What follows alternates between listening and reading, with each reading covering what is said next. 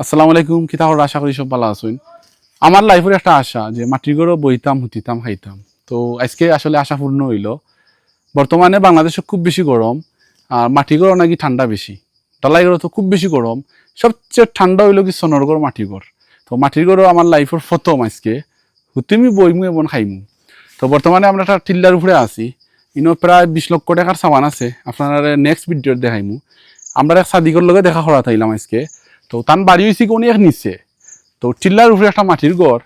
এই ঘর তাই বইন টেস্ট করেন। ইনো সাইটে বাগান আছে প্রায় 20 লক্ষ টাকার সামান। আপনারা নেক্সট ভিডিওতে দেখাইমু।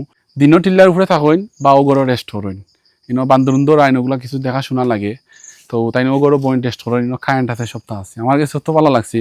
আমরা কদিন আগে আসলাম রাতকে। আজকে খালি আইছি ভিডিও করার লাগে। মানে আমার একটা আশা যে মাটির ঘরও বইমু হুতিমু। আসলে কি একটা আলাদা একটা ফিলিংস। মাটির ঘর বলে খুব বেশি মজবুত। আমি তো প্রথম ভাবছি দেখবেন ফরি যাইব মেঘে গলিয়া ওই দেখো কা আমরা সাদিক দিনও তখন উফরে বান্দরর লাগে ওই তখন তার লগে চাকু সপ্তাহ আছে ওই দেখানি একটা বিছানা দেখানি। আমি এদিন করে আজকে আসলাম বাইরে দিকে আসলাম বাইরে যে সুন্দর বিছানা একটা মানে আউটাও মাটি দিয়া তৈরি।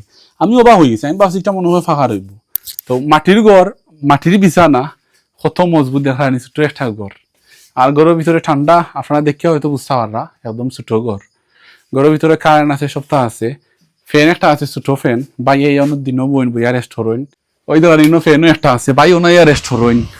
ও যে ফ্যানের বাতাসটা লাগে অত ঠান্ডা বাতাস কেতা হইনি। ইটা গরো কিন্তু কোনো ফাফ থাকে না মাটির গরো। আসলে লাইফের একটা এক্সপিরিয়েন্স। আমার একটা আশা আছে আজকে আশা পূর্ণ হইলে তখন সাইটে আর রুম আছে। আপনারা যদি দেখাই বর্তমানে আমরা যে জায়গায় আছি কোনো মানুষ নেই। একটা হচ্ছে তার এক্সট্রা রুম।